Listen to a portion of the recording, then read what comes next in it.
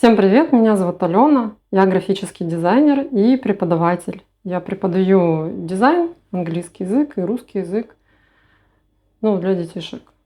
Я выпускаю группы, воспитываю графических дизайнеров, и сама являюсь действующим дизайнером до сих пор. А как вы пришли в дизайн? Я как раз сегодня хотела, наверное, рассказать о своем первом проекте, как это произошло. Я поступила на художественно-графический факультет в городе Омске.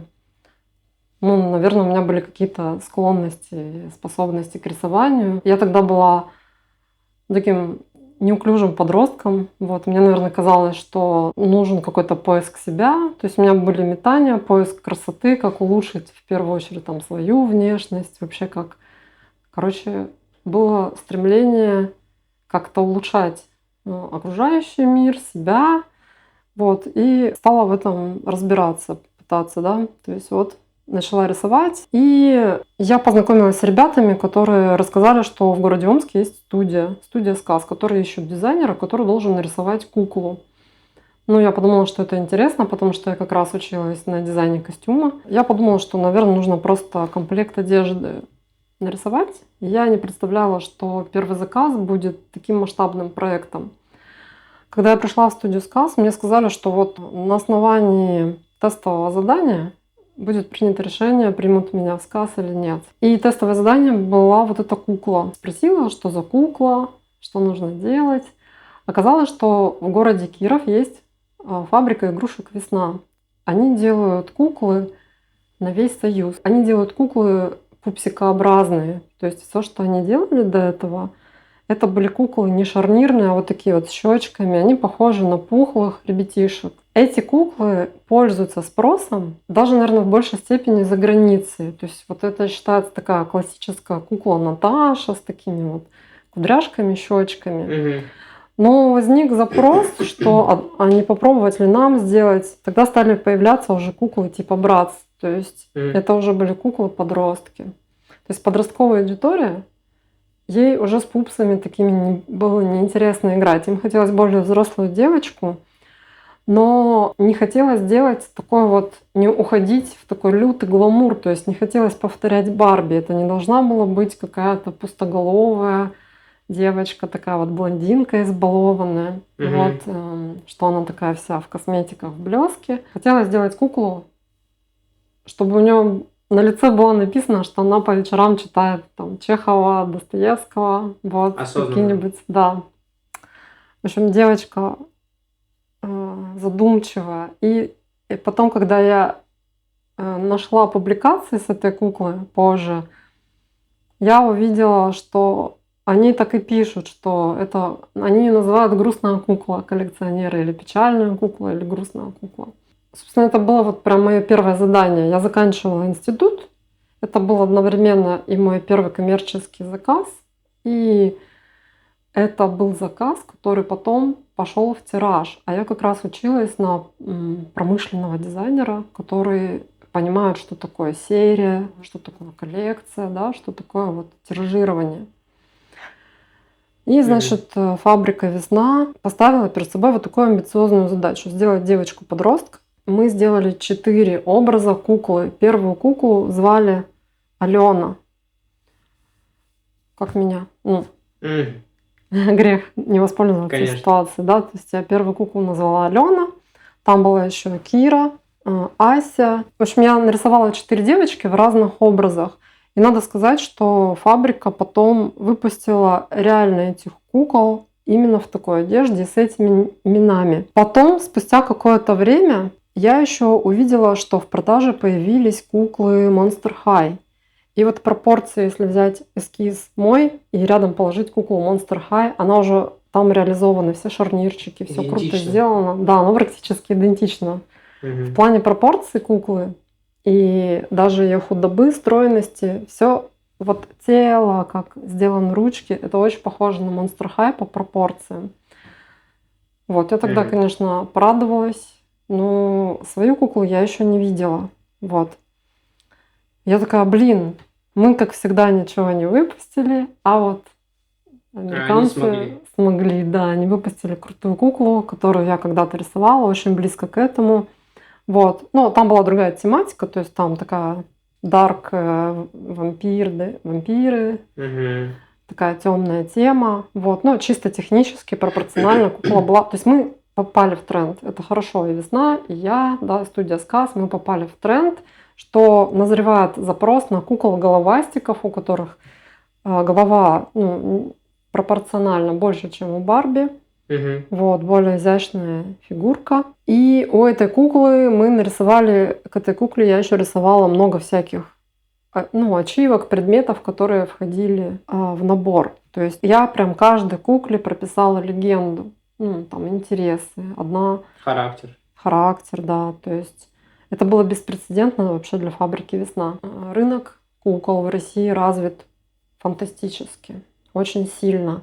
И основной потребитель это не дети, как выяснилось. Я проводила потом как маркетолог исследования, и там ежегодная продажа кукол типа Барби, Барби-образных, это несколько, это сотни миллионов рублей. Вот я сейчас точную цифру не назову, но это прям сотни миллионов. Там огромные обороты колоссальные. Вот. Основной покупатель это женщины в возрасте, потому что есть коллекционеры возрастные, которые сами научились делать, то есть материалы позволяют делать собственные куклы, да? Мгм.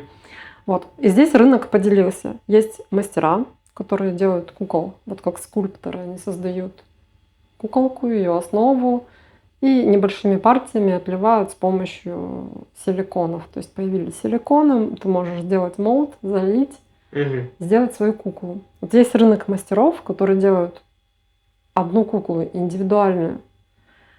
И есть серийное производство, но фабрик, которые сериями изготавливают кукол, их немного в России. Там прям порядка 2-3 штуки, да. Мгм. Вот. И вот одна из них «Весна» с большим оборотом.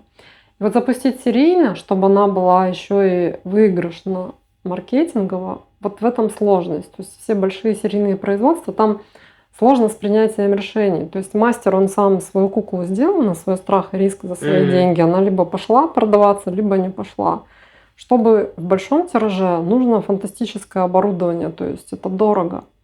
Это прошивка волосами, то есть прошивка там прям целый аппарат, Конечно. да, он там прошивает. То есть дорого там коробку напечатать большим тиражом и так далее. Что сделала студия «Сказ»? Студия «Сказ» мы сделали помимо вот этой эскизной серии, я нарисовала 4 куколки с 4 характерами. Мгм. И мы сделали 3D-модель еще. То есть я совместно с моделером мы сделали 3D-модель. И вот голову проработали максимально четко. То есть это и наша заслуга, вот Мгм. моя 3D-моделера, Саша его зовут. Мы ее сделали вот прям максимально красивую, максимально близкую к эскизу, удачную.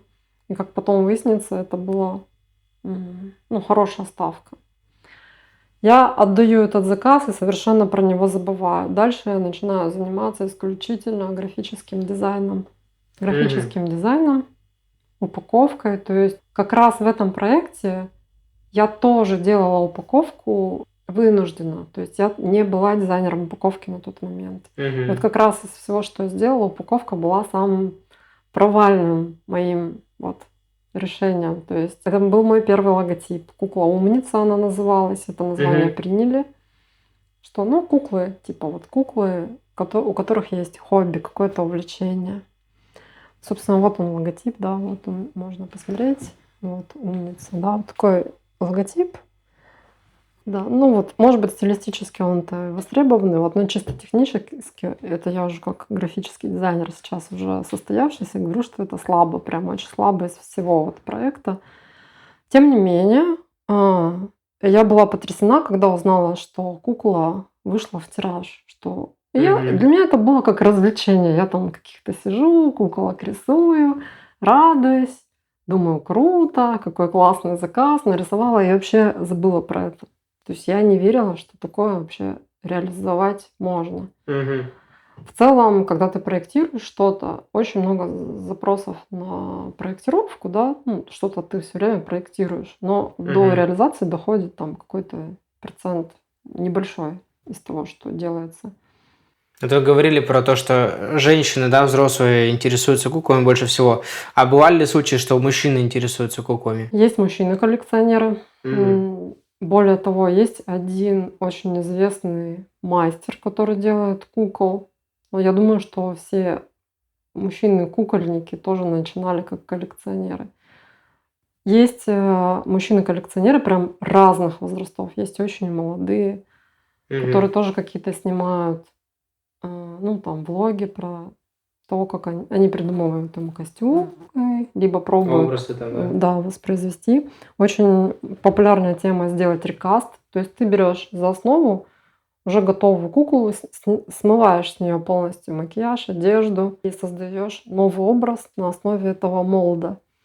И вот как раз кукла-умница, да и куклы вот Monster High очень для этого хороши, потому что у них крупное лицо, там есть Мгм. на чем порисовать, да, площадь для рисования большая. Часто приходят мастера татуировки. Если говорить про мужчин, например, мужчина делает татуировки, он может на мелком формате делать очень тонкие графичные линии. Это хорошо как раз для макияжа. И они очень Мгм. круто делают рекасты. Вот, то есть мужчины из татуировки или какой-то росписи ручной приходят часто и делают рекасты для кукол. Вот. Интересно. А вы с детства интересовались куклами и игрушками, или это появилось позже у вас? Я бы не сказала, что я прям интересовалась. Я, наверное, интересовалась Больше дизайном, да? костюмом. Да, то есть Мгм. я интересовалась графическим дизайном, и большую часть жизни я занималась даже, наверное, вот, ну, логотипами. И вот когда я сделала первую упаковку, я почувствовала, что вот это моя зона роста, что вроде бы эскиз девочек я хорошо сделала, но упаковала это не очень. Я поняла, что ну, сила в бренде. То есть недостаточно просто продукт сделать, его нужно грамотно упаковать, рассказать про это. Он должен быть удобен с точки зрения ну, пользовательского опыта. То есть упаковка должна быть классной, удобной, функциональной в том числе. И Мгм. это был провал, который мне был виден уже тогда, понятен. Ну, интуитивно я чувствовала, что продукт сырой. Я надеялась, что, может быть, я понятия не имела, да, думала, может быть, на фабрике «Весна» они привлекут дизайнеров, которые будут еще упаковывать. Но оказалось, Мгм. что они, ну, взяли так вот, как то, что я нарисовала, они прям вот один в один и выпустили. Вот, не стали больше ни на что деньги тратить. Вот. Мгм. Но я про это, говорю, знать не знала. Ну ладно, выпустили, выпустили.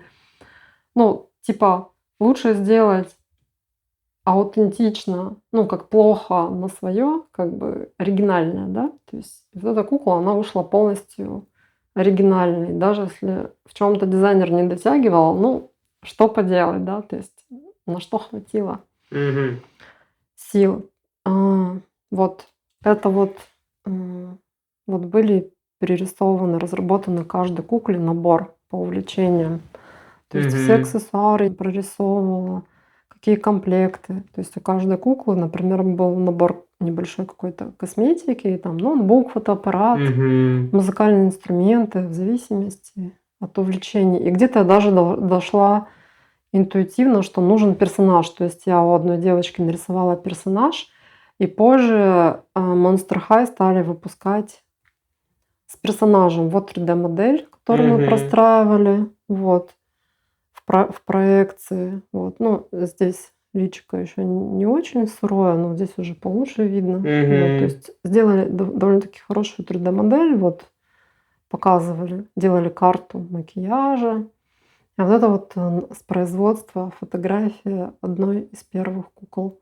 Вот. Мгм. То есть пропорции были довольно-таки хорошие, но еще какие-то все равно грубые, недостаточно подвижные шарниры. То есть тело было ну так, на мой взгляд, на троечку. Вот. Потом уже это очень сильно поздняя версия одежды, которые они потом опять вот был такой откат, когда фабрика начала такие какую-то совсем такую, как шторочки какие-то надевать, то есть как Мгм. занавески, такая одежда вот с их старых кукол, с пупсиков. То есть она такая вот, как будто вот кукла на торт. Ну, я не знаю, вот эти М. пышные какие-то наряды странные. Вот я все таки рисовала девочек в современной одежде. То есть если посмотреть на эскизы, это Ну прям да. современные джинсики, там какие-то курточки, жакетики, толстовки, кепочки.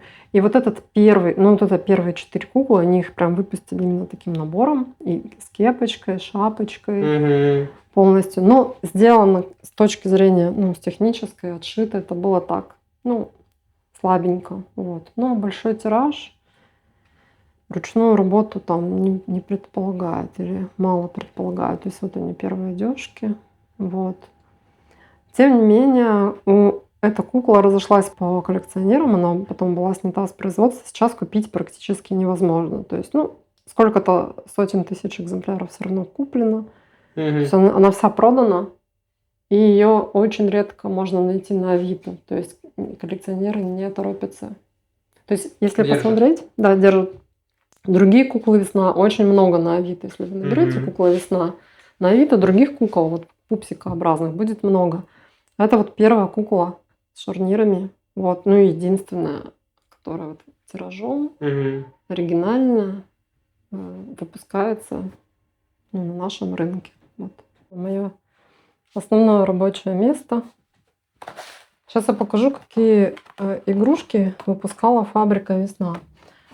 Собственно, вот эта кукла-умница, которая вышла одной из первых. Единственное, что я уже ее немножечко переодела. То есть это первая кукла с шарнирами фабрика «Весна». Ножки в коленях у нее тоже сгибаются.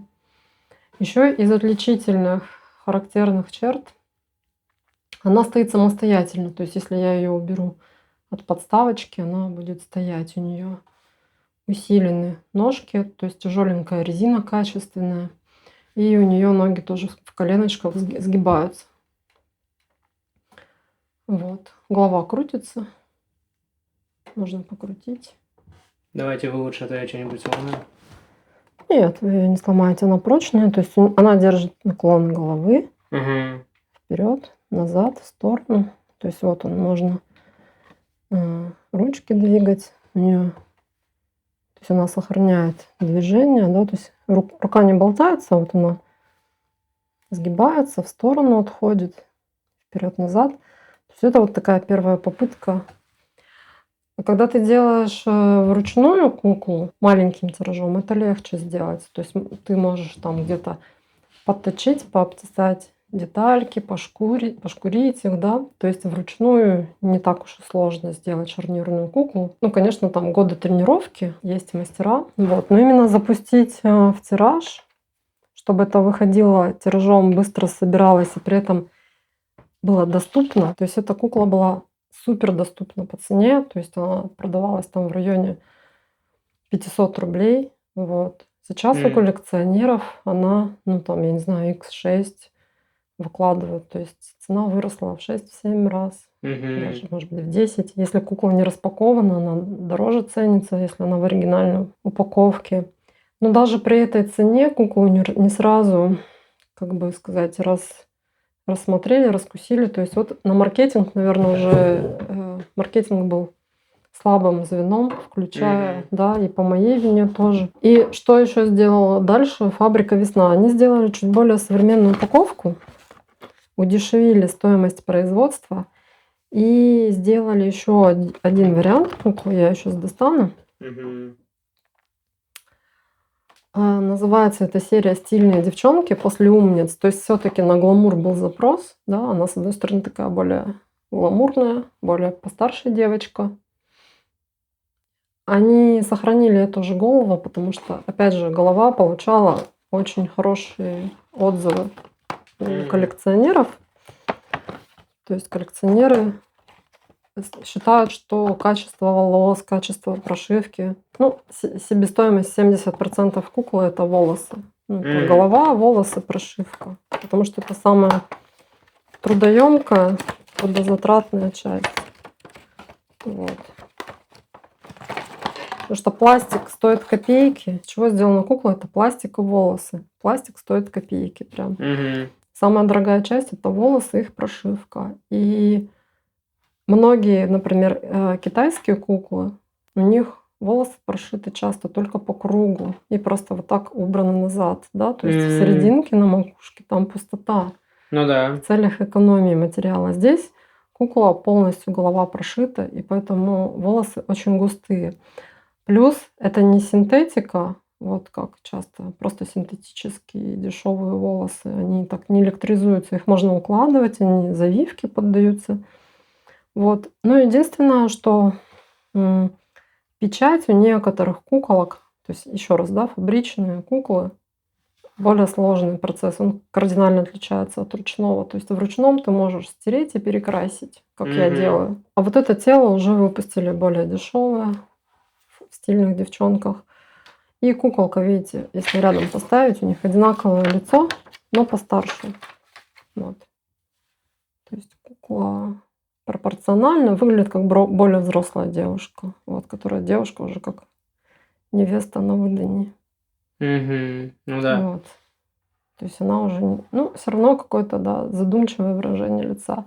Что меня смущало и что я видела, я читала, когда отзывы у коллекционеров. Некоторые говорили, что там тонкие брови, слишком яркие глаза, или что немножечко такая татарская внешность, потому что плохо был прорисован, ну, вот, складочка между внешним веком, вот, и глазками. И я стала делать, я захотела сделать более русский образ, я стала смывать вот этот мейк, печать фабричную, и рисовать сама. То есть вот эта кукла уже полностью мой макияж, то есть я полностью смываю краску и заново рисую все детали. Вот. И она такая тоже задумчивая.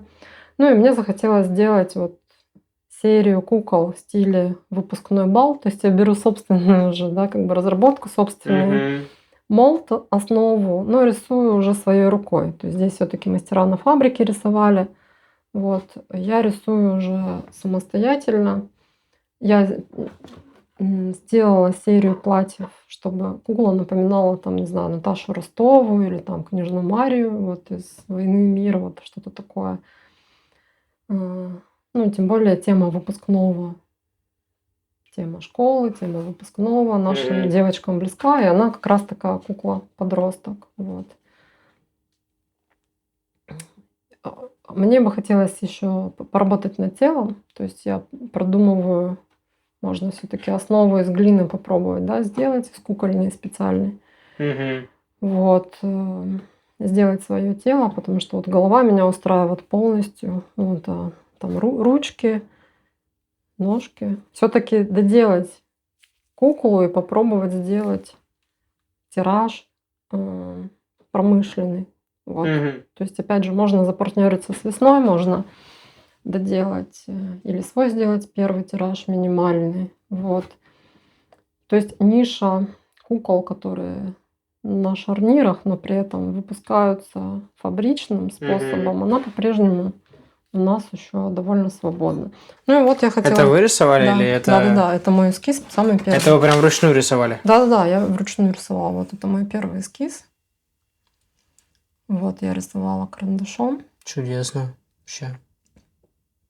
Ну, Ну собственно, да, видно, что карандашом. на основе вот этой работы меня и взяли в студию и заключили контракт. Вот благодаря этому эскизу, да. Ну вот видно, что, ну, девочка отличается, да, что у нее более дубовые пропорции, что вот у этой, что у этой. То есть голова по пропорциям похожа.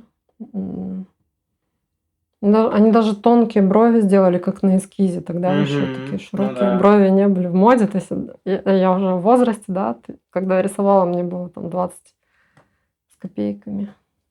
Вот. Я еще была студенткой. Тогда широкие брови не были популярны. А вот что для вас кукла? Игрушка, персонаж, произведение искусства или продукт? Ну, конечно, да, продукт дизайна. То есть, учась на дизайнера, меня готовили, чтобы делать, ну, не искусством все-таки заниматься. Это приятно думать, что ты занимаешься искусством, создавая куклу. Но нет, промышленный дизайн предполагает все-таки коммерческую историю, что ты делаешь продукт, который нужен людям. Ты ориентируешься на запрос рынка, потому что рынок Барби был фантастически уже ну, даже, да, вот даже в прошлом веке уже, там, в 90-е, в Мгм. начале 2000-х рынок Барби был фантастический, и коммерческая история успеха тоже была фантастической. В чем единственная разница? Компания Mattel, которая выпускает Барби, они никогда не стеснялись писать коллаборации с дизайнерами. Вот у Мгм. нас это все время, эта история отличается. То есть в России всегда имена дизайнеров умалчиваются, да.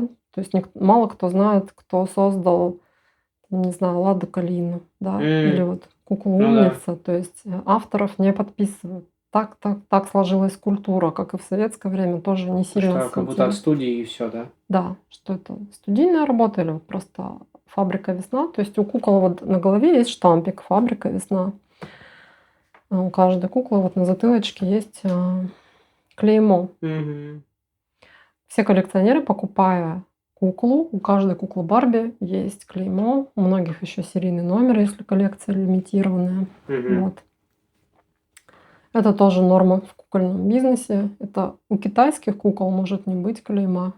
Опять же, там от фабрики зависит. Вот. Мгм. А из какого материала был сделан первый образец куклы? Ну, вот здесь вот хороший, дорогой пластик, резина, то есть прорезиненный материал, там силикон и резина в составе. Мгм. Вот.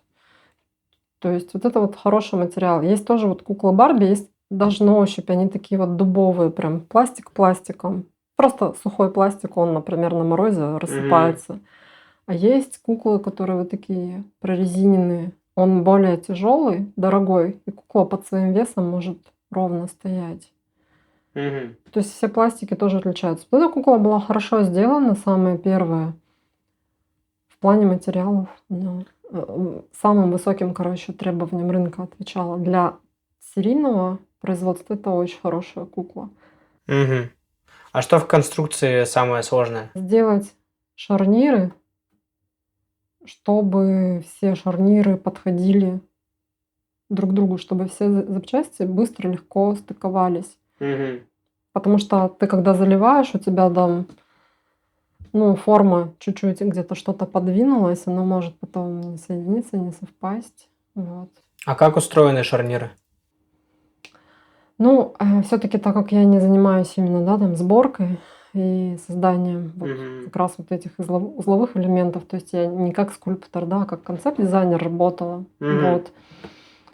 Я вот прям досконально, подробно, наверное, не смогу так рассказать, вот, но тот, кто делает куклами, как скульптурой занимается, он прям отдельно создает шарики вот эти, да, которые, ну, вставляются в суставчик. То есть фактически это вот, например, ну, рука, вот есть предплечье, да, там есть Мгм. плечо, и они соединяются шариком, внутри которого, ну, деталь, которая соединяет все эти три части. Мгм. Вот. Ну, это такой распространенный вид шарнира. А приходилось ли менять пропорции ради фабричного производства? Я сделала только вот эту пропорцию, все вот. Я ее отдала, больше я не контактировала с А, не фабрикой. То контролировали есть, там, да, что я как, не да? знаю, как там что происходило дальше. Для меня вообще вот был огромным сюрпризом, что куклу выпустили. Вот.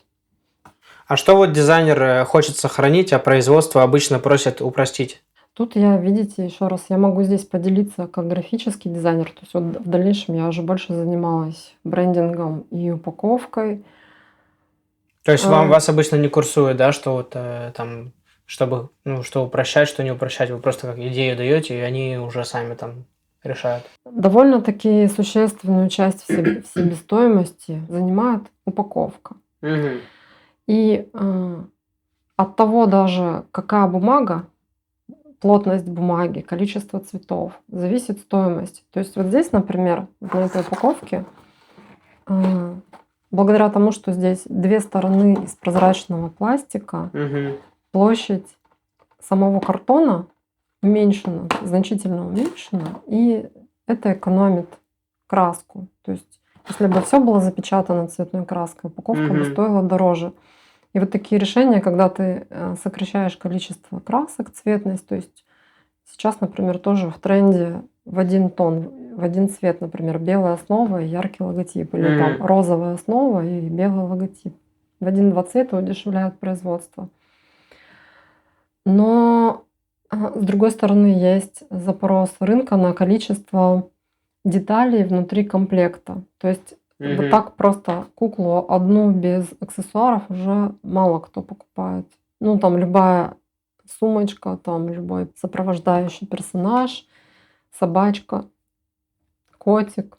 Ну, в общем, все, что докладывается внутри упаковки. Сейчас уже, да, там тоже одного платья недостаточно. Это часто бывает там платье, обувь, сумочка, минимальный набор.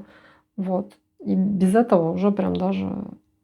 Вот поэтому вот эту куклу, ее покупали коллекционеры. То есть она нравится как основа, она предельно дешевая, но зато наряжать ее, все остальное обшивалось, создавалось, включая обувь уже самими мастерами. На удивление, фабрика «Весна» приняла куклу практически без изменений. Все остальные ситуации, когда я работаю над упаковкой, ну или там над дизайном продукта какого-то, там очень много правок, пожеланий.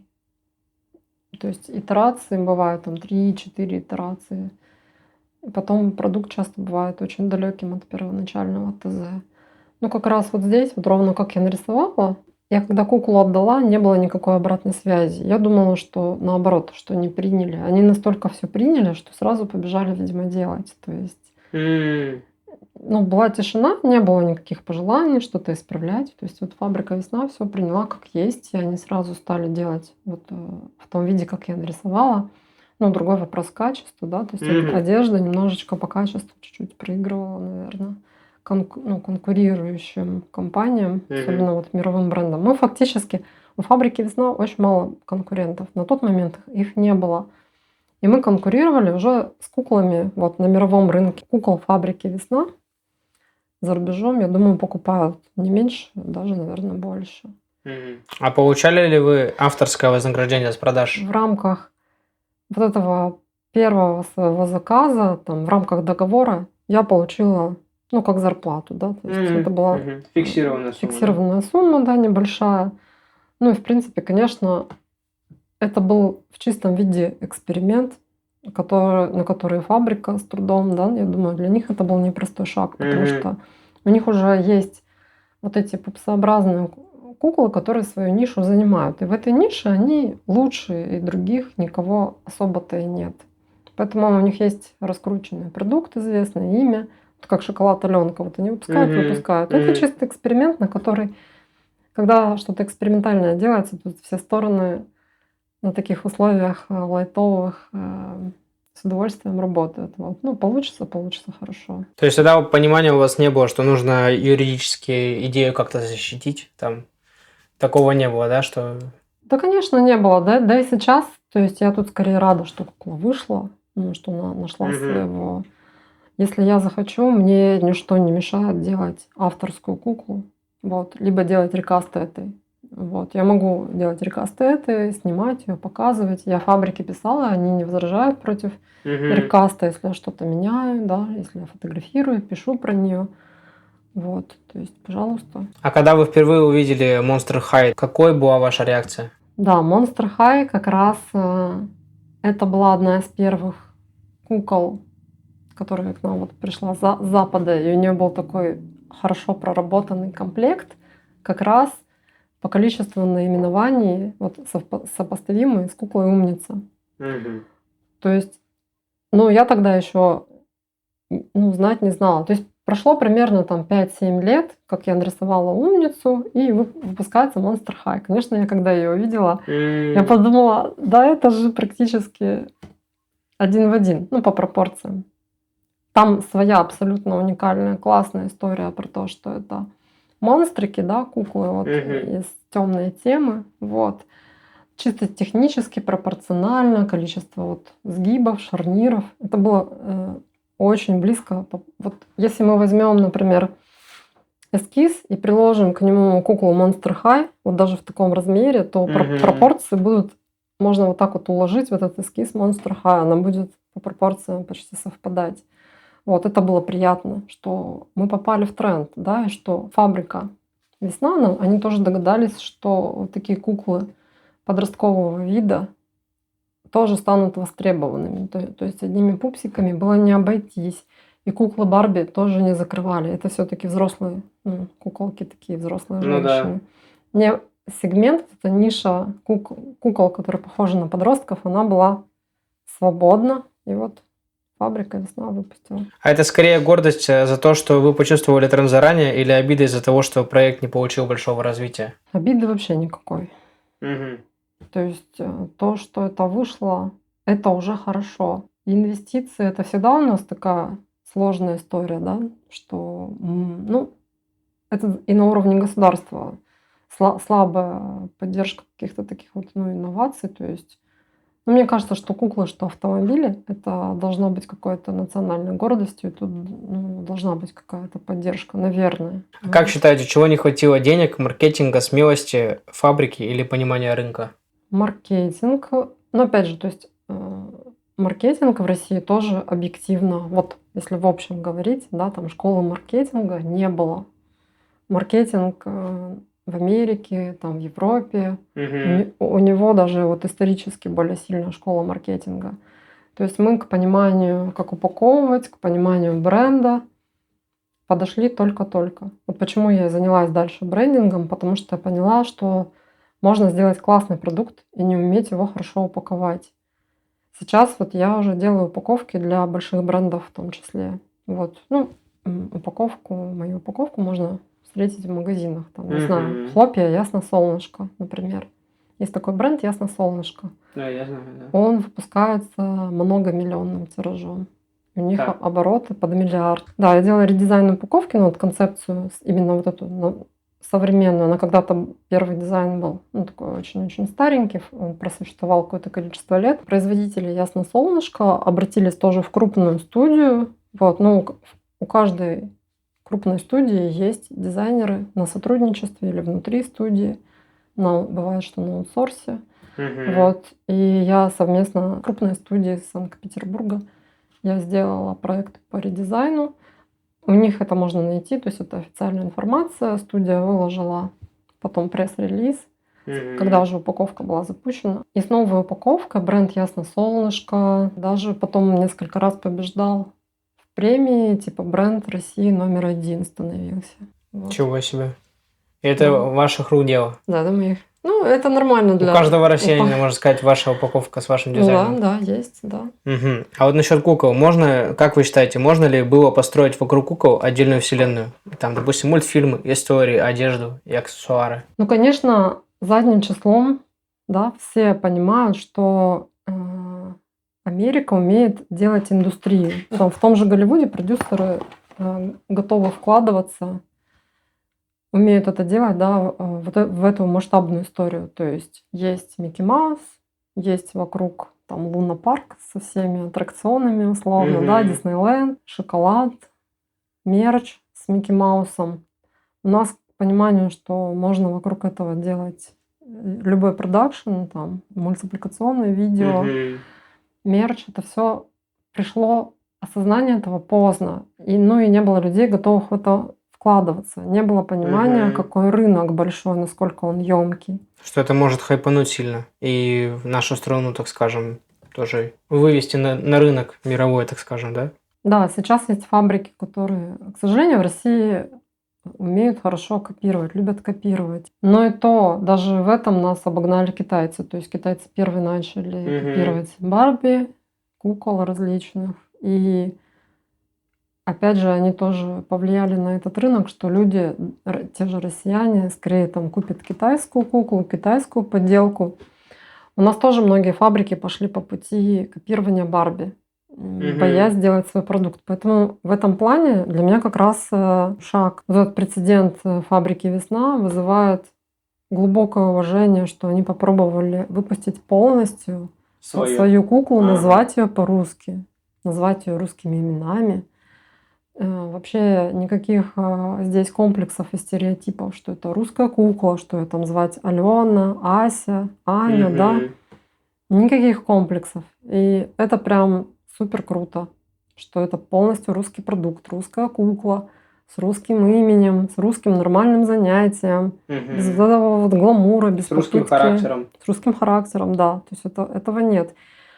Потом они еще выпустили пару кукол, которые чем-то похожи. Я потом, может быть, название вспомню. Ну, которым вот кукла-умница стала прародительницей, они просто чуть крупнее, немножко с Мгм. другим именем. Там уже тоже какой-то дизайнер, может быть, их штатный скульптор сделал.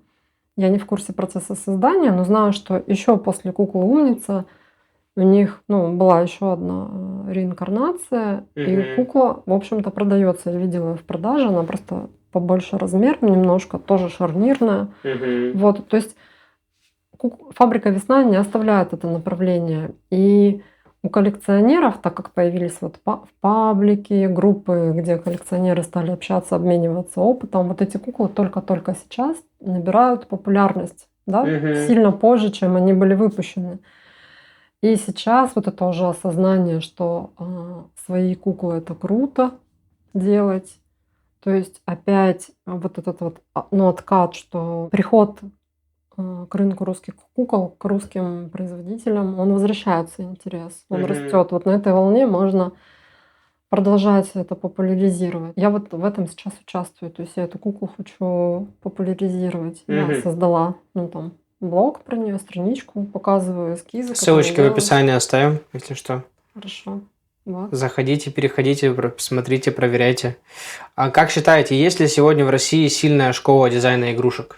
В России в целом сильная школа дизайна, потому что сильные традиции. У нас очень сильные иллюстраторы, художники, которые работали в русском стиле, которые сильная школа костюма. То есть многие видели, если не все, да, иллюстрации к сказкам Пушкина, которые рисовал Билибин. У нас есть дизайнеры, которые на подиуме демонстрируют, тоже тиражируют русские образы. Мгм. Алена Ахмадуллина, например, да, есть русский дизайнер.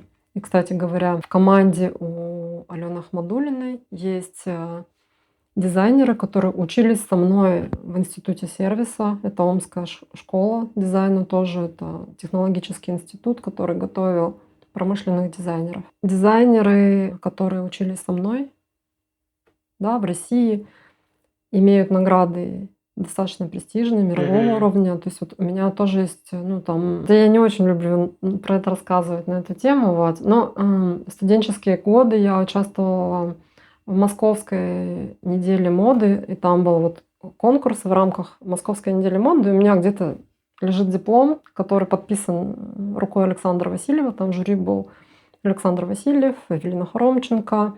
И в одной из номинаций «Светский раут», по-моему, называлась номинация. Мгм. Моя небольшая коллекция одежды капсульная, ну, заняла первое место. То есть вот у меня есть такое небольшое достижение, Мгм. которое прям связано было с моим первым образованием, специальностью. Что касается промышленного дизайна, то есть оно все работает, когда у тебя, ну, вот, например, как в Италии это устроено. Вот ты, допустим, делаешь коллекцию одежды, у тебя рядом там маленькая фабрика, которая ткани выпускает, еще фабрика, которая делает пуговицы, Мгм. фабрика, которая швейные машины выпускает. Это все плотно на одной территории. Вы вместе можете сделать продукт, то есть у вас есть отрасль. К сожалению, с развалом Советского Союза вся наша легкая промышленность, да, вся наша отрасль, она, к сожалению, мы потеряли огромную, важную такую вот часть промышленного производства. Это Мгм. катастрофа именно для промышленных дизайнеров была. Это делается все, должно поддерживаться, конечно же, ну, на уровне государства. Тут по-другому не получится. Вот. Были даже при Советском Союзе были дома мод. То есть при каждом текстильном предприятии был художественный совет. Я смотрела фильмы в Омске есть трикотажная фабрика. Вот видно, как оно было такое вот время душевного подъема, когда Мгм. что-то все строилось, мы все производили. Ты верил, что там был художественный совет, туда привлекались молодые художники. Вот они возглавляли художественный совет. Они Мгм. были первыми дизайнерами, но их тогда называли просто художниками или художниками-оформителями. Они рисовали там эскизы для тканей, их печатали, из этого ну, их закладывали, делали рисунок Мгм. трикотажный. Вот. И это уходило в большой промышленный тираж. То есть у нас были свои ткани, хлопки, ситцы, да, там бязи. В Мгм. общем, огромное количество тканей, которые даже тоже сейчас можно встретить на Авито. Эти изделия тоже сейчас приобретают новую ценность, второе дыхание, потому что это уникальные рисунки, это именно наши рисунки, российские. Вот эта вот вся э, промышленность, она может существовать на конкурентоспособном уровне только при поддержке государства. Вот по-другому это не может быть очень Мгм. маленькими частными инициативами. Как дизайнер, чем вы сегодня занимаетесь? Сегодня я работаю как бренд-дизайнер, то есть я разрабатываю идентику, разрабатываю брендинг для компаний. Ну, пример. Недавно я делала брендинг упаковки для крупного ритейла, то есть это сеть, большая сеть стритфуда. Я Мгм. делала полностью оформление всех точек, выводила продуктовые линейки, то есть переупаковывала некоторые продукты. Да, вот типа как Ясно Солнышко, да, Мгм. только вот еще одна сеть. Есть также, ну, для каких-то небольших компаний я тоже это делала. Для технопарка я делала редизайн. То есть вот в Ничего прошлом себе. году один из технопарков принял мое название, там мой логотип, в общем, всю идентику. Есть IT-компания, допустим, которая тоже, для которой я делала брендинг. Ну, я упаковываю это в гайды, да, прописываю гайдлайны, вот, продумываю, туда входит мерч, да, описание, как Мгм. делать мерч. Ам, ну, как логотип, там, не знаю, использовать и в бытовых каких-то вещах, там, и в презентациях, в оффлайне. Ну, сейчас, наверное, ценится и в онлайне, то есть оформление соцсетей тоже, да. Вот. Ну, сейчас это такая более сложная, интересная история. Да, как бренд-дизайнер, кстати, одна из моих первых стажировок проходила в Екатеринбурге. Почему я здесь оказалась? То есть я родилась не в Екатеринбурге, да, в Омске, но одна из моих первых стажировок проходила здесь, в агентстве «Восход».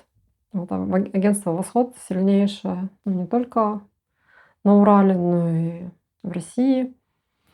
У них есть международные награды, тоже «Каннские львы» у «Восхода». Вот. Но я как раз, попала в период, это было еще до «Каннских львов», то есть это когда тоже вот, команда «Восхода» была на подъеме, на взлете, только-только, да, Мгм. вот стремилась к вершинам. Я попала в очень сильный состав, мне удалось там тоже много понять. Когда я стажировалась в «Восходе», я вообще тогда увидела впервые в своей жизни, что такое хороший брендбук. Мне попал в руки брендбук Билайна. Это был такой приличный увесистый талмуд, но Мгм. там таким понятным, очень четким языком были описаны законы, по которым развивается брендинг. Там было подробно описано, как бренд должен выглядеть, как бренд должен звучать, почему белый фон, почему такой шрифт.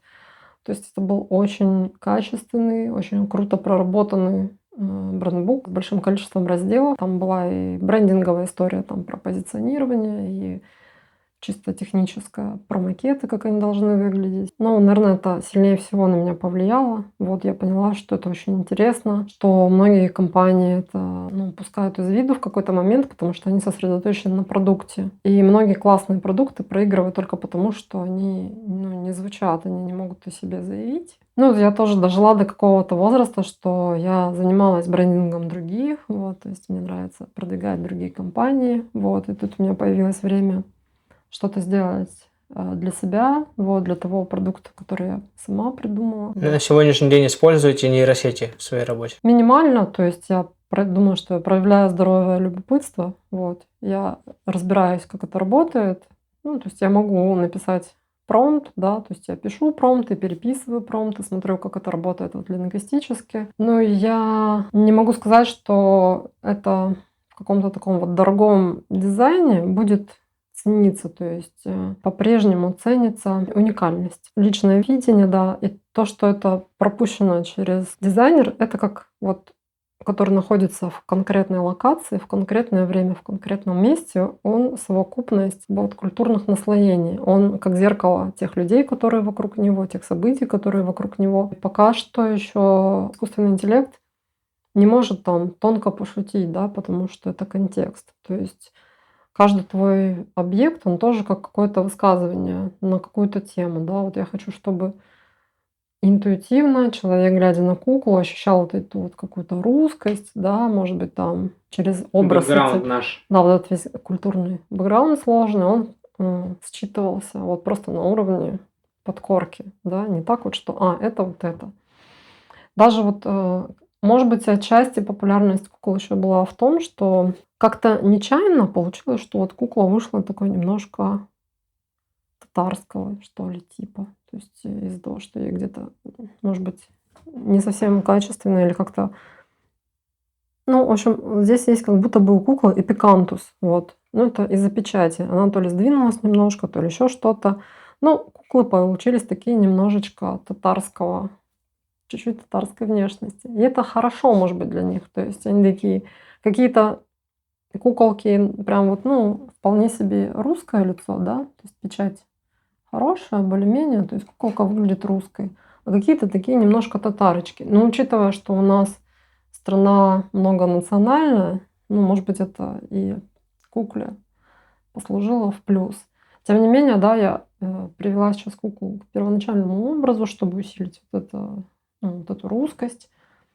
И, может быть, еще я там какой-нибудь придумаю аксессуары, которые тоже будут нас отводить, отсылать к каким-нибудь там сказкам Пушкина, то есть или там, не знаю, какой-нибудь поэзии Есенина, да, вот.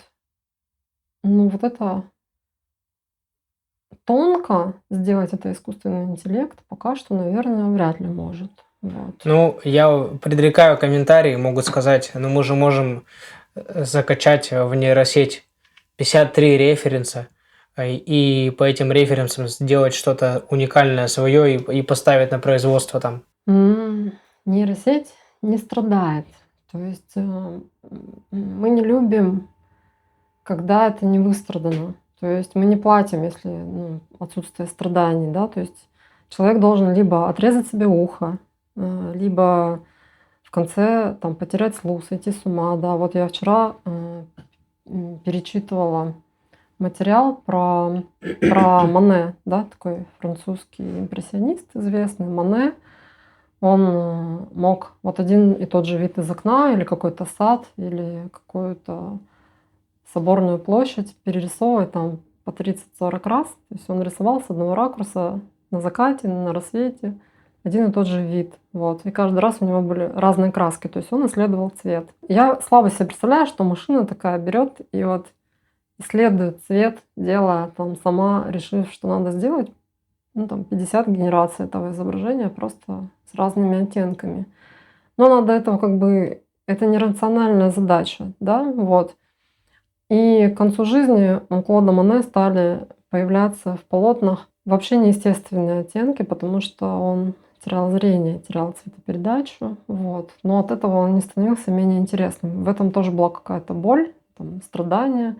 Или та же Фрида Кало, да, ее творчество было связано с ее какими-то там авариями, болезнями, вот, что это был какой-то путь преодоления через искусство. Вот. То есть без этой всей истории это все взаимосвязано очень тесно с личностью художника, с внешностью художника, с контекстом, местом, временем, где он жил. Без этого. То есть это может быть даже что-то необычное, да, там, к примеру, такое не совсем правильное, но при этом это за этим стоит человек, у которого там интересный путь, бэкграунд стоит. Конечно, конечно, что-то живое. Это же и к песням относится, и к нейросетевым, и ко всему, в принципе. Да, ну и сейчас уже люди тоже. А есть обратная сторона. То есть чем мы лучше тренируем нейросети, тем люди лучше тренируются отличать нейросети Да. от естественного. Да? Идет и обратный процесс. То есть тренировка, как научиться это как можно лучше отличать. Вот. Поэтому вот даже, например, когда я публикую какие-то работы, я рядом с фотографией кладу там карточку с фамилией, написанную от руки, вот, чтобы показать подлинность, аутентичность, вот. То я тоже там не молодею, я тоже там в разные периоды жизни там проходила через такие препятствия, что, ну вот прям болезнь, все, вот я 2 месяца лежу в больнице, думаю, что все конец, что я буду делать, вот. Но, может быть, даже я себе тогда в какой-то момент там пообещала, что вот если у меня появится время и возможность, я все-таки попробую допилить вот, дизайн куклы, может быть, упаковку куклы, актуализировать ее. Вот. И как это в нас рождается? Почему? Потому что вот мы понимаем свою конечность. Вот. А машина бесконечна, она на кон не может поставить свою жизнь. И ценность ее продукта не имеет веса, потому что она бесконечно может это генерить. Да? А человек умер, все, вот он успел нарисовать там 100 картин. Они сразу после смерти в цене подлетают, потому что в его Это его манере, наследство. да, нету машины, которая это повторит. Вот. Там каждый мазок, да, каждый вот вздох, каждое настроение, вот, где-то подписи, да, просвечивают. То есть художники научились составлять какие-то тоже знаки внутри полотна, что это именно его полотно, можно идентифицировать. Тоже люди годами учатся. Есть вот профессии, связанные с экспертизой картин или произведений искусства, они тоже учатся годами это отличать. Также научатся отличать по какому-нибудь там цифровому следу, да, нейросетка или нет, это все равно научатся. Видно, уже виднеется. Да, и ты потом цену нивелируешь сам, уронишь ее, поэтому нет смысла. Да, иногда, чтобы я использую в постпродакшене, например, если я сделала фотографию, я, например, могу примерить какой-то, например, вот у меня была серия, я куклу умница фотографировала. Я хотела посмотреть, как она будет выглядеть, например, в интерьере Русского музея, да, то есть мне специально ехать в Эрмитаж дорого и долго, но я воссоздала вот эту обвязку, да, вот этот вот фон, бэкграунд, поместила, посмотрела, как это выглядит, вот, насколько это конгруентно вот этой вот среде, да, то есть, может быть, ей корону добавить, или, может быть, ей добавить там какой-нибудь с собой там томик библиотечный, то есть я хочу образ проработать, и я примеряю различные среды, помещаю в какую-то среду, и это тоже рождает на этом стыке идеи, то есть, я просто использую как еще дополнительный инструмент, вот. Но вот все равно я даже уже сравниваю фотографии, то есть даже просто фотография там на закате на фоне белой стены мне все равно нравится больше. Мне как-то все равно более, там как-то лучик по-своему лег. Мне все равно это нравится больше, это ценится. И момент запечатляется еще. Да, да. То есть там я просто смотрю чисто стилистически, например. То есть вот это платье лучше смотрится в интерьерах 18 века или 20-го, или там где-то мне, может быть, выглядит как новодел, да, может быть, мне ткань изменить или изменить, там, добавить каких-то аксессуаров, вот. Может быть, мне кружево реально не синтетическое использовать, а ручной работы, потому что вот вроде все такое старинное на картинке, а вот там кружево какой-то имеет синтетический блеск. И как раз тут мне искусственный интеллект помогает эти моменты увидеть, потому что я вписала в какую-то среду быстро, неконгруентно. Я переделываю. Как вы приняли решение в Екатеринбург переехать из Омска? И почему? Решение переехать в Екатеринбург как такового не было. То есть я не решала и не планировала. В силу профессии я довольно давно коллаборирую с брендами в разных местах, да, там, на территории России. Вообще в Омске у нас есть такое выражение «не пытайся покинуть Омск». То есть люди, которые пытаются уехать из Омска, рано или поздно там возвращаются или остаются, то есть как будто такое небольшое болотце со своей такой только понятной в Омске аутентичностью, которая затягивает, и ты уже не можешь адаптироваться в других местах. И на самом деле, когда я действительно совершала осознанные попытки покинуть Омск, куда-то переехать, заканчивались провалом, реально так и было.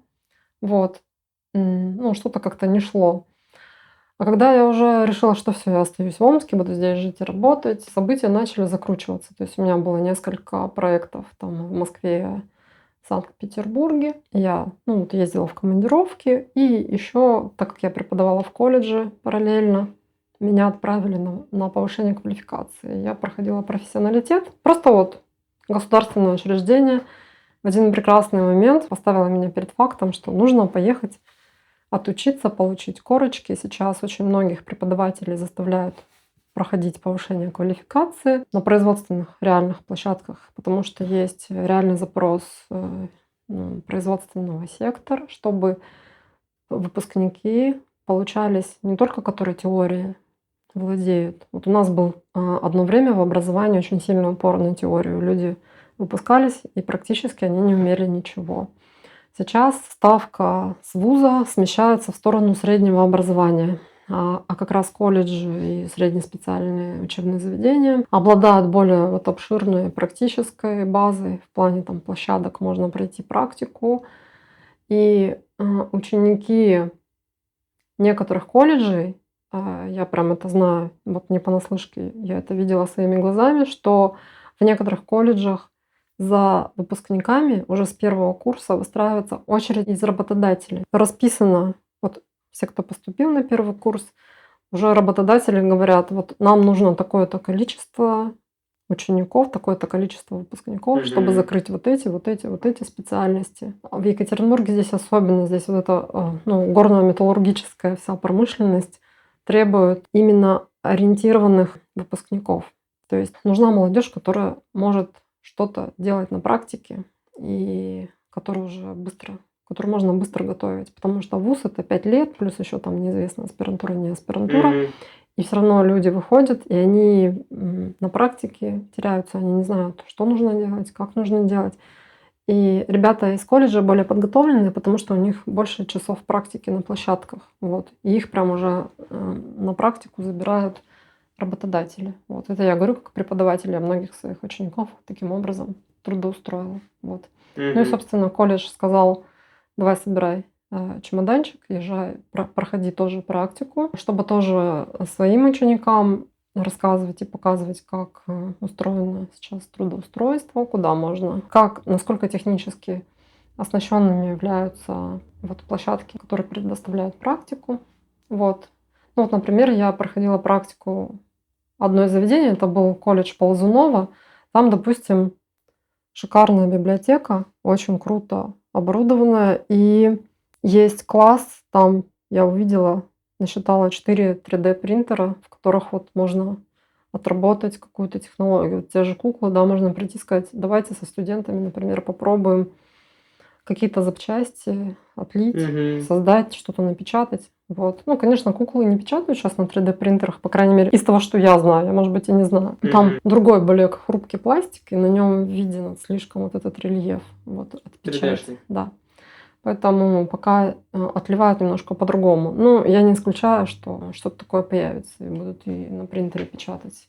По крайней мере, я видела там довольно хорошо сделанные там, даже там обувь, какие-то силиконовые кроссовки, которые на некоторых видах принтеров вполне можно изготовить. То есть я думаю, это не за грами, что 3D-принтер будут делать какие-то запчасти для кукол, может быть, уже делают. Ну, обувь точно печатают на 3D-принтерах. Про Екатеринбург. Как вам вообще в Екатеринбурге в сравнении с Омском, если сравнивать? Ну вот, что для вас тут нравится, что не нравится, что больше в Омске нравится, что больше тут нравится? Вот именно просто с точки зрения жизни. Омск, конечно, находится на такой довольно-таки равнинной степной территории. Если ты занимаешься какой-то визуальной историей, визуальным искусством, то тебе важна разнообразная среда. То есть вот эта фактура, которая окружает, да, лес, там кора деревьев, елки, иголки. Один из брендов, которым я занималась в Омске, это был бренд «Я сибиряк» или «I'm Siberian». Вот. Там я начала развивать историю про сибирский лес, про сибирскую тайгу, про вот эту вот, дикость природы. И тогда я очень много посещала там Байкал, Алтай.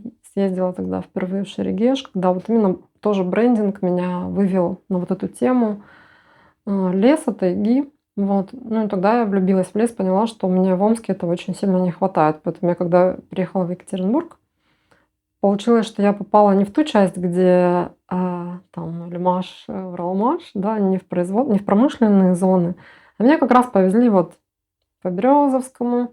То есть я была в окрестностях Березовска, Верхней Пышмы, и мне здесь очень понравилось. То есть здесь прям идеальное место, чтобы вот заниматься творчеством, там что-то снимать, рисовать. И здесь мощные сообщества художников.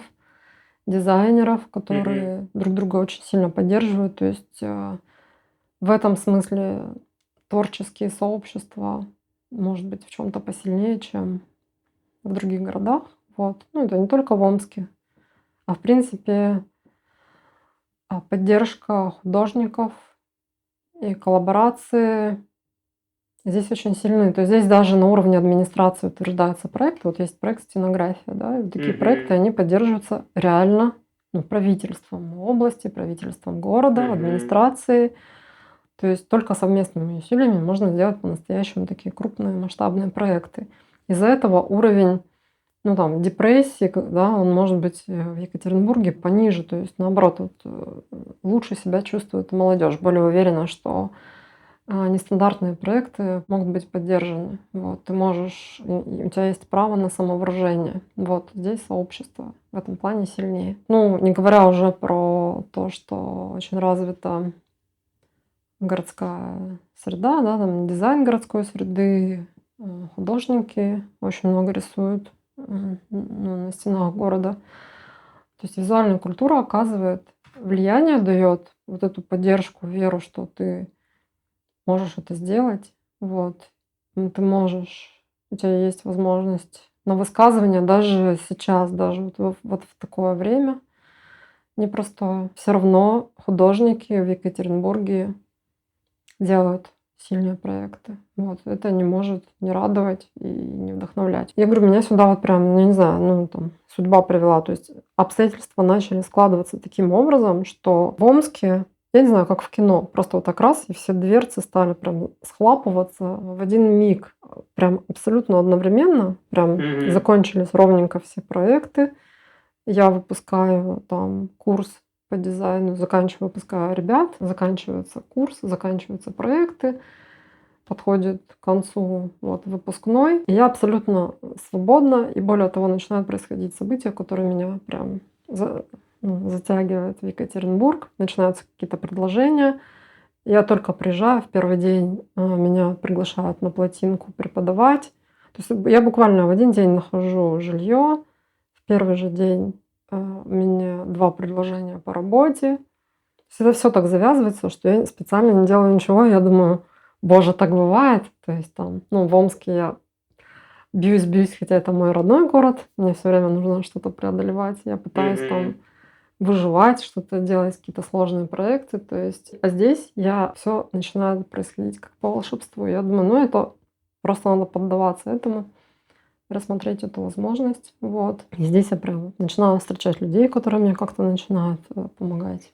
Ну, в общем, Ну и уже сели здесь, да, получается? да, да. Здесь сама среда помогает мне вот какие-то находить идеи для фотосессий, для каких-то ракурсов, для работы с фактурой. Вот вся природа этому способствует. Ты идешь, там какая-нибудь красивая коряга, камушек, цветочек, ты это все там собираешь, присобираешь, все круто получается. Все под ногами лежит, и это доступно, дешево. А кем себя видите через 10 лет? Не в нашей стране делать прогнозы. Вот. Но я думаю, что я точно не оставлю преподавание. Наверное, один из моих точно объективных скиллов — это то, что я в других замечаю талант.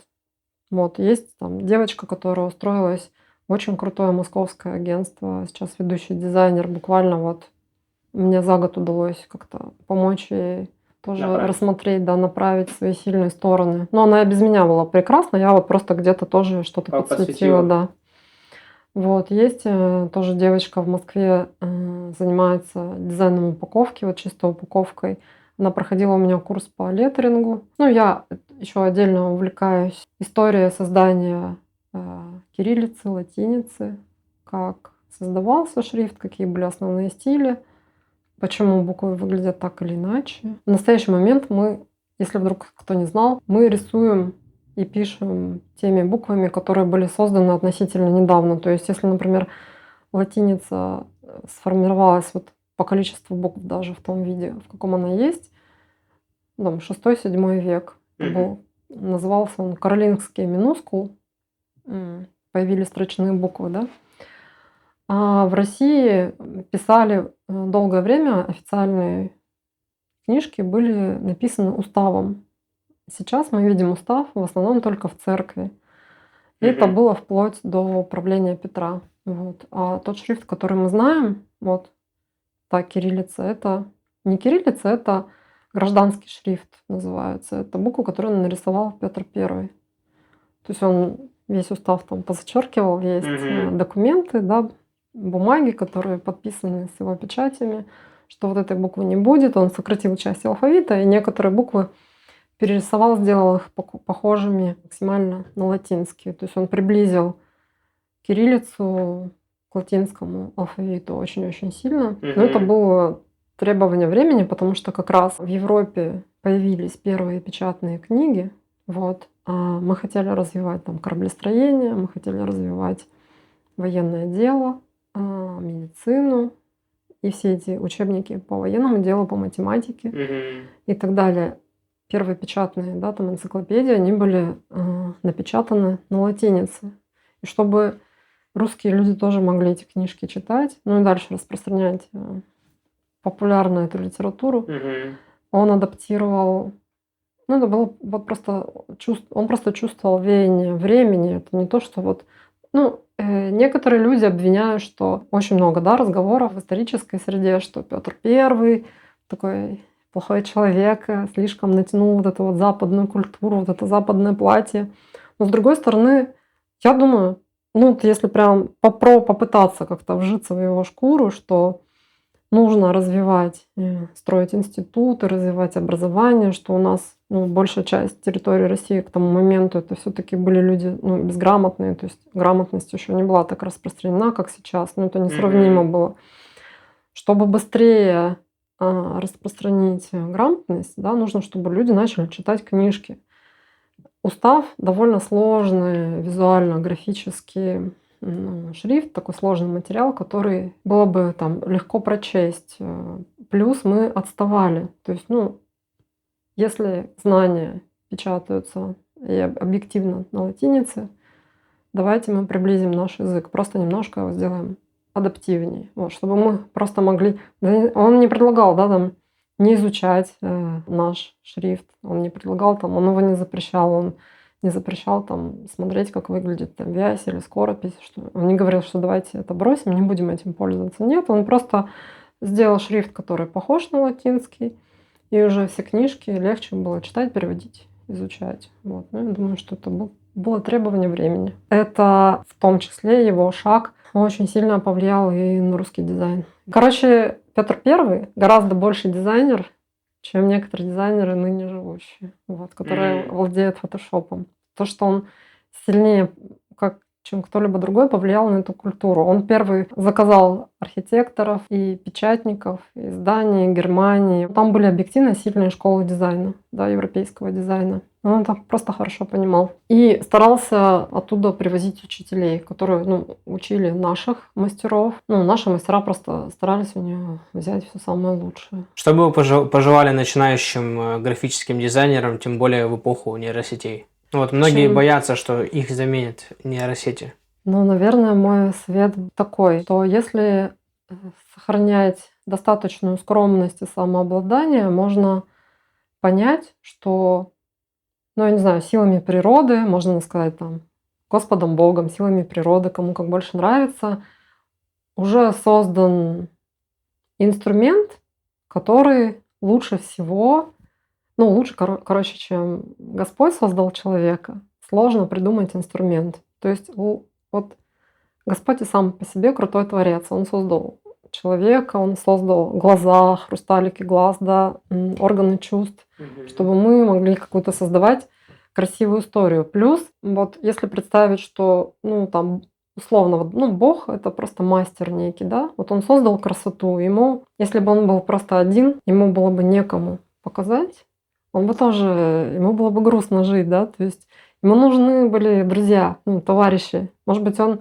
создал людей там по своему подобию, чтобы сказать, там, смотри, чувак, смотри, солнце как красиво блестит на деревьях, отражается, или смотри, какой красивый рисунок там на коре. И он сделал все для того, чтобы человек это мог увидеть, да. И свободу выбора, свободную волю дал, что человек хочет, приближается, то есть становится другом, разделяет вот эту красоту. Вот. Вряд ли человек может вот перепрыгнуть этот скилл, сделать что-то, что круче, чем силы природы, может создавать нечто красивое. Плюс только, ну, вот живое, ну, короче, без физической боли, без материальности мы не можем пропустить этот материал сквозь себя, не можем его считать по-настоящему ценной, потому что только вот конечность дает вот эту нереальную, ну, понимание, что завтра все закончится, ты больше не сможешь там что-то доработать.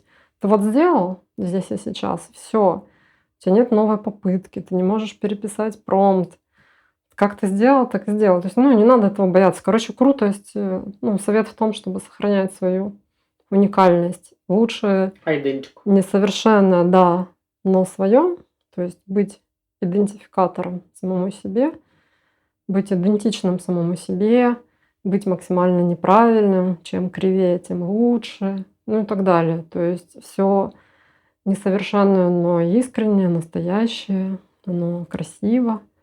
В этом очень много силы. Ну, а промпт это так, это просто игрушка. А какой сетап нужен графическому дизайнеру? Да, технически. Если мы говорим про тираж, то есть чтобы что-то запустить в тираж, нужно, конечно, хорошо там, владеть вектором, ну, там, 3D-программами. Ну, сейчас это там стандартный набор, да, там, Figma, Illustrator, то есть сами программы. Можно и на стареньком ноутбуке работать, это он не ускоряет идею. В промышленном дизайне не так много людей, которые прямо супер хорошо зарабатывают. Намного больше зарабатывают художники, которые создают нечто абсолютно уникальное. То есть предметный авторский дизайн, ну если человек прям смог себя продать по-прежнему в мире, по-прежнему. Если вы посмотрите аукционы, да, за сколько куплено то или иное искусство, это все-таки художники стоят намного дороже, чем графические дизайнеры. То есть стоимость графических дизайнеров,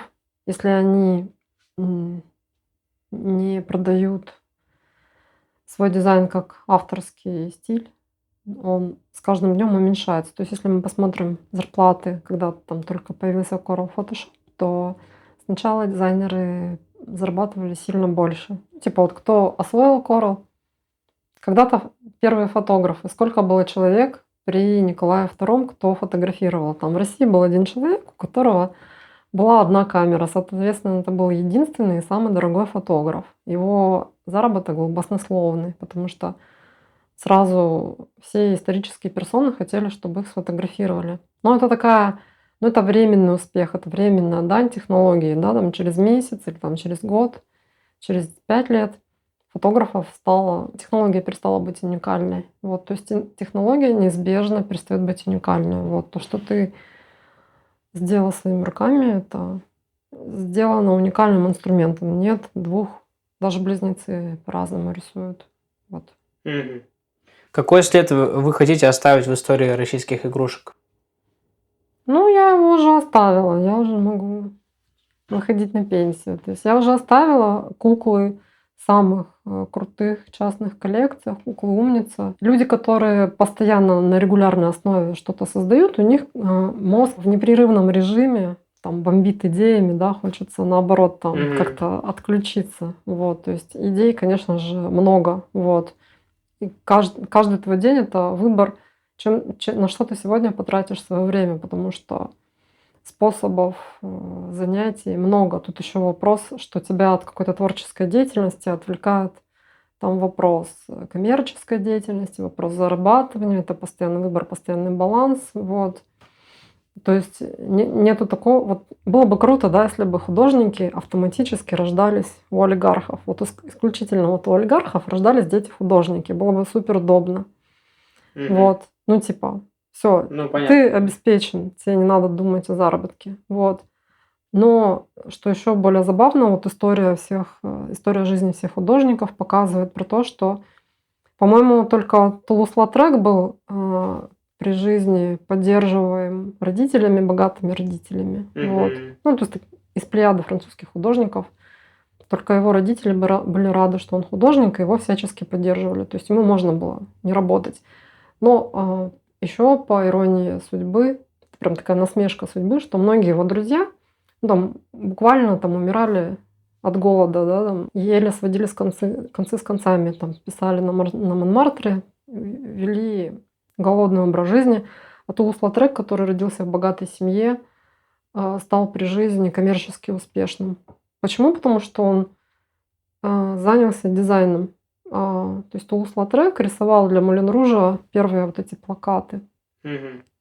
Росла популярность Мулен Ружа, росла популярность Тулус-Латрека, но фактически он уже занимался афишей. То есть это не было чистым искусством. Это уже было, ну, это с точки зрения крутости, как это сделано, да, это было сделано на самом высоком уровне, поэтому это причислено как бы к искусству. Но все-таки он уже работал как первый дизайнер, да, там Мгм. Тулус-Латрек, вот.